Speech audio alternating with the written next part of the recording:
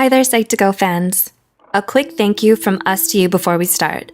We want to let you know how much we appreciate your continued support and thirst for knowledge. So, let's continue our brave march to learning about psychology. Fear. You felt fear. It's a dark night and you're watching a horror movie.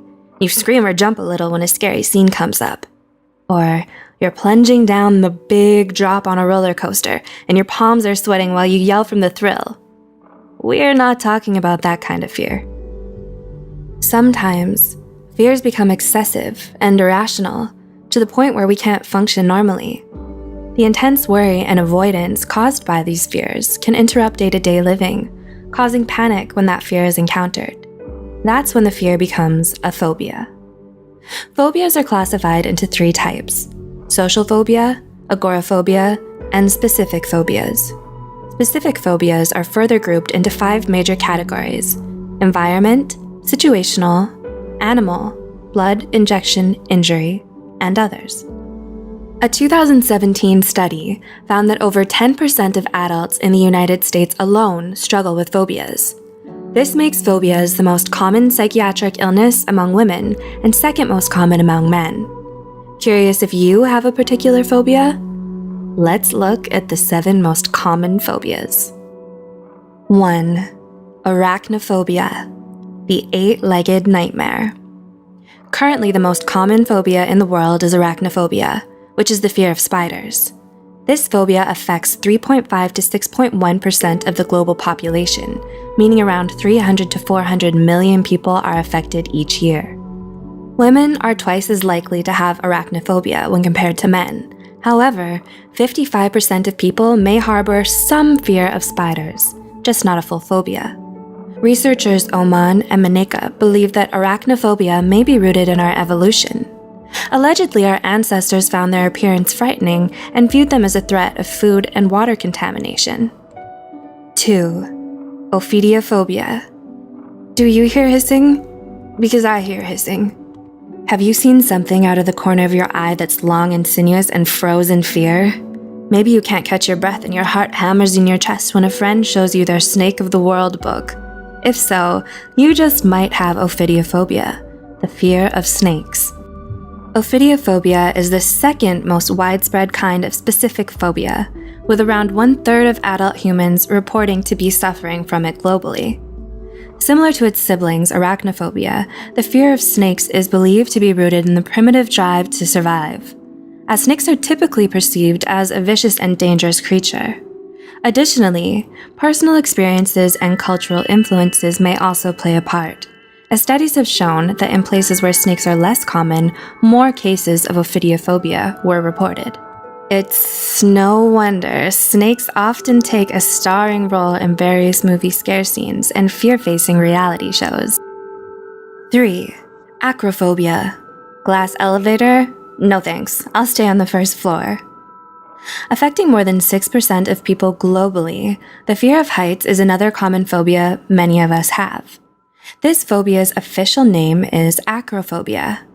No, we're not prejudiced against acrobats or other high-flying performance professionals. Intuitively, it makes plenty of sense why we'd learn to be afraid of heights. The research alleges that this phobia may be the result of an evolutionary adaptation, like many things. This adaptation developed to help keep us from falling to our deaths. A little of this can be helpful, to prevent us from taking unnecessary risks. However, if it gets out of hand and escalates, it could lead to extreme daily difficulties. You might have a severe aversion to common structures such as bridges, towers, steep staircases, and other perceived high places for fear of triggering a panic attack. So, take a deep breath, grab a buddy, take it one small step at a time, and let's look at the next phobia. 4. Aerophobia. AKA, so how long will it take to get from California to Tokyo? By car? Aerophobia refers to the fear of flying, and it affects around 10 to 40% of American adults. Are you thinking right now, sure, humans don't fly naturally, so fear of flying is understandable? Well, while that's true, aerophobia is actually logically irrational, given that airplane accidents are so rare. Statistics report that traveling by plane is actually much safer than traveling by car. Nonetheless, people with aerophobia avoid flights as much as they can, which can be problematic for work requirements or long-distance relationships. 5. Cynophobia. Did you say puppies? I think you pronounced demon hound wrong. Puppies! Doggos! Happy wagging tails and those soulful eyes and those sharp, pointy teeth with their scary sheen. Wait, what? Let us remember again that phobias are, by definition, irrational. The fear of dogs, official name Cynophobia, may be less common than the fear of snakes and spiders. However, it can be just as, if not more, debilitating.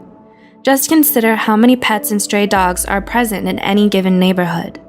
That kind of prevalence makes it virtually impossible to avoid them completely. Unfortunately, this means cynophobics experience intense and frequent dread, anxiety, and even panic.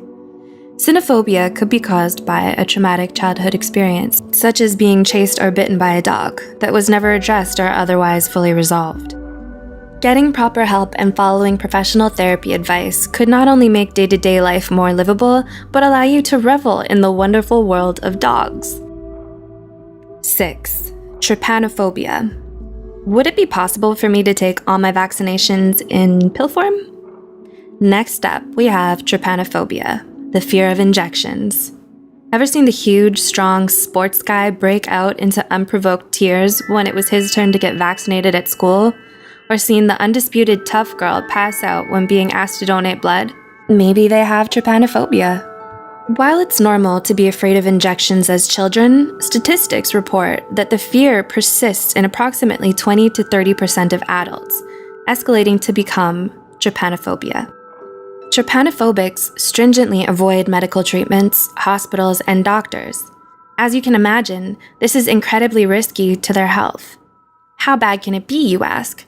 Well, the fear can be so intense that most would faint at the mere sight of a needle. An interesting bit of trivia: trypanophobia is the only kind of specific phobia that is found to run in families. And 7. Mysophobia. Antibacterial hand gel? Check. Gloves? Check. Hazmat suit? Check. Maybe I need a bubble. Lastly, another common phobia shared by many, and even some well-known celebrities, is mysophobia, better known as the fear of germs. The term was first coined in 1879 by psychologist William Hammond, who believed that mysophobia was a symptom of OCD. This has since been debunked by the discovery that most people who have mysophobia aren't actually OCD. Mysophobia can manifest as excessive cleaning, compulsive hand washing, and extreme avoidance of bacteria and germs, such as frequent or constant use of gloves, face masks, and other perceived germ-blocking attire. In extreme cases, mysophobia can cause people to become shut-ins, cutting themselves off from the outside world for fear of being contaminated. So, in the end, where do phobias come from? Well, according to the American Psychological Association, phobias typically emerge during childhood or adolescence, persisting into adulthood. Phobias, unfortunately, are usually not solo travelers. It's more likely to have multiple phobias than just a single one. Also, we have seen here that some are more common than others. Do you relate with any of these? Do you know someone who does? This has only shown some of the most common phobias. There are many more, such as fear of storms, fear of dolls, fear of enclosed spaces, among others. A specific phobia is characterized by intense fear and avoidance behaviors that can negatively impact a person's life. Fortunately, though, all phobias are treatable, usually with cognitive behavioral therapy. So, if you're suffering from a phobia yourself, or know someone who is, it's best to seek out a mental health care professional and get the help needed. Thank you for watching. We hope you learned something and gained some insight. Please help us continue our video on providing knowledge by liking, commenting, and subscribing. What would you like to see next? Let us know in the comments below.